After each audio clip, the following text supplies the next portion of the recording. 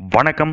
இன்னைக்கு நம்ம கிளாஸ்ல என்ன பார்க்க போறோம் அப்படின்னு சொல்லி பார்த்தீங்கன்னா, ஸ்போக்கன் இங்கிலீஷ் தான் பார்க்க போறோம். Spoken English exam competitive exam படிக்கிறவனுக்கு எதுக்கு ஸ்போக்கன் இங்கிலீஷ் அப்படின்னு சொல்லி நீங்க நினைக்கலாம்.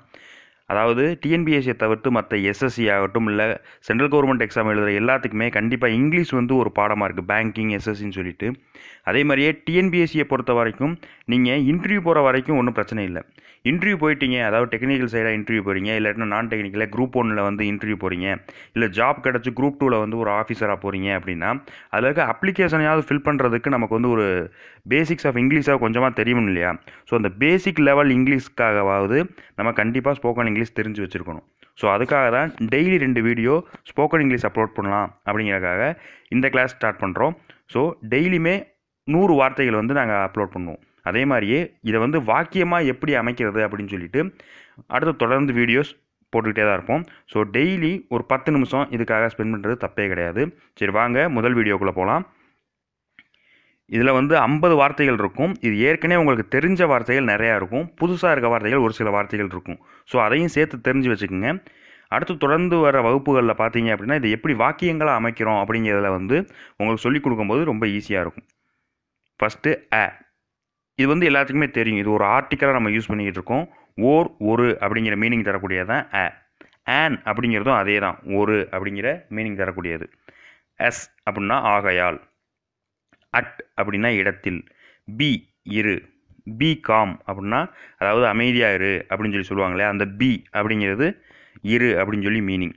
பை அதாவது பக்கத்தில் இருக்குது, ஆல் அப்படிங்கிற இடத்த வந்து நம்ம ஆல் அப்படின்னு சொல்லி நம்ம தமிழில் யூஸ் பண்ணுவோம்.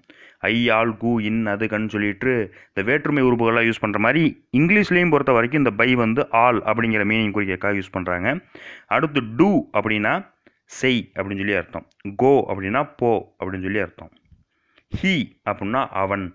இஃப் அப்படியானால் அப்படிங்கிற ஒரு வார்த்தையை நம்ம யூஸ் பண்ணணும் அப்படின்னா, நான் வரமாட்டேன் அப்படின்னு சொல்லிட்டு இந்த அப்படியானால் ஏன், இல்லாட்டினா ஏனெனில், இந்த மாதிரி இந்த வார்த்தைகள்லாம் யூஸ் பண்ணணும். இந்த அப்படியானால் அப்படிங்கிற வார்த்தையை யூஸ் பண்ணணுங்கிற இடத்துக்குலாம் நீங்கள் இஃப் யூஸ் பண்ணலாம்.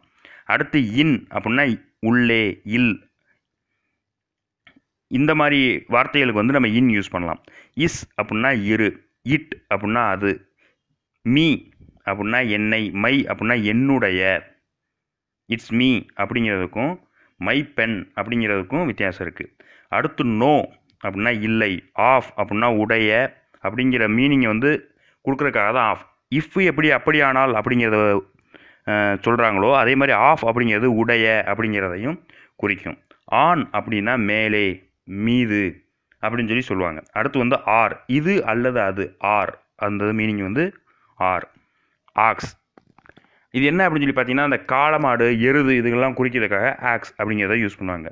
ஸோ அப்படிங்கிறது அதனால், டூ அப்படிங்கிறது அதுவரை, இது முதல் அதுவரை, அந்த அந்த வரை அப்படிங்கிறதுக்கு வந்து டூ அப்படிங்கிறது யூஸ் பண்ணுவாங்க.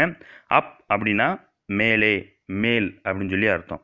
அடுத்து அஸ் அப்படின்னா எங்களை, அஸ் அப்படின்னா எங்களை. வி அப்படின்னா நாங்கள், வீணா நாங்கள், அஸ் அப்படின்னா எங்களை. ஆக்ட் அப்படின்னா ஆக்டர், ஆக்ட்ரஸ், ஆக்டர்னா நடி, ஆக்டர்னா நடிகர் அப்படின்னு சொல்லி அர்த்தம். அடுத்து வந்து ஆட் அப்படின்னா சேர்க்கிறது, ஆட் பண்ணு, சப்ட்ராக்ட் பண்ணு அப்படின்னு சொல்லி சொல்கிறோம் இல்லையா? ஸோ இந்த ஆட் அப்படிங்கிறது வந்து சேர் அப்படின்னு சொல்லி அர்த்தம். அடுத்து ஏஜ், ஏஜ் அப்படின்னா வயது. அகோ அப்படின்னா முன்னர், பல நூற்றாண்டுகளுக்கு முன்னர், long long long years ago அப்படின்னு சொல்லி சொல்கிறாங்க இல்லையா? ஸோ அந்த மாதிரி வார்த்தைகளுக்கு வந்து அகோ யூஸ் பண்ணலாம். அடுத்து எய்டு, உதவி செய், எய்டு உதவி செய். ஃபஸ்ட் எய்டு அப்படின்னு சொல்லி சொல்கிறாங்க இல்லையா? முதல் உதவி அப்படின்னு சொல்லி சொல்லுவோம். ஸோ அந்த எய்டு அப்படின்னா உதவி செய்.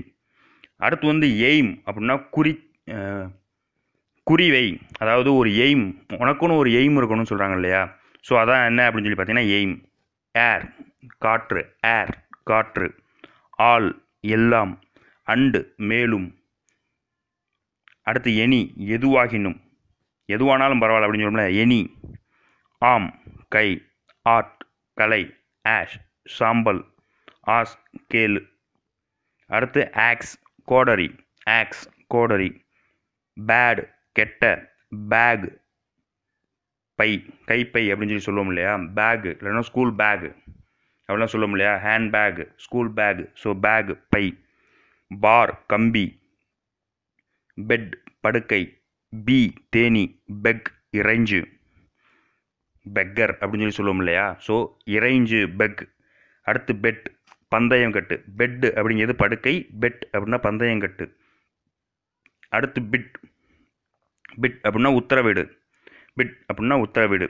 அடுத்து பிக் அப்படின்னா பெரிய, அடுத்து பைட் அப்படின்னா சிறிய. ஸோ பெரிய அப்படின்னா பிக், பைட் அப்படின்னா சிறிய. ஸோ இந்த 50 வார்த்தைகள் உங்களுக்கு நிறைய வார்த்தைகள் ஏற்கனவே தெரிஞ்ச வார்த்தைகளாக தான் இருக்கும். இது முதல் வகுப்பு அப்படிங்கிறனால அப்படி இருக்குது. தொடர்ந்து இது மாதிரி வார்த்தைகள் படிச்சுட்டு அதை எப்படி வாக்கியங்களாக அமைக்கிறது அப்படின்னு சொல்லிட்டு ஓரிரு நாட்களில் நம்ம பார்க்கலாம். ஸோ ஒரு 10 நிமிஷம் இதுக்காக ஒதுக்கி வச்சிங்க அப்படின்னா கண்டிப்பாக வந்து உங்களுக்கு வந்து ஸ்போக்கன் இங்கிலீஷ் ஒரு பெரிய தடையாகவே இருக்காது. ஃப்யூச்சரில் வந்து நீங்கள் இன்டர்வியூ போகிறதுக்காகட்டும் அல்லது செலக்ட் ஆன பின்னாடி அந்த சிறிய சிறிய அப்ளிகேஷன்லாம் நீங்கள் வந்து ஃபில் பண்ணுறதோ இல்லை எழுதுறதுக்கோ இது ரொம்ப யூஸ்ஃபுல்லாக இருக்கும். தொடர்ந்து அடுத்தடுத்த கிளாஸில் உங்களை மீட் பண்ணுற வரை உங்களிடமிருந்து விடைபெறுவது நான் நாகராஜன். வேற ஒரு கிளாஸில் பார்க்கலாம். டாட்டா.